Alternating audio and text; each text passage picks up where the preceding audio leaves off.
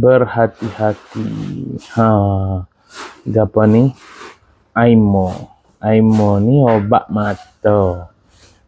Kadang-kadang dia boleh jadi obat, kadang-kadang dia boleh jadi racun.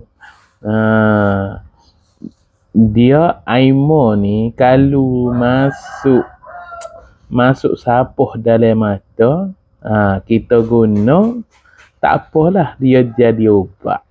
Tapi ingat, bila mata kita ni ada darah sikit, kita guna aimo, dia akan menyebabkan kebutaan. Bukan main-main, sebab ada dah orang hok kena.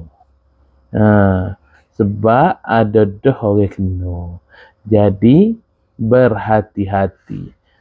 Kalau kita nak guna aimo, jangan ada luka-luka gapo. Dah. Okay, bye.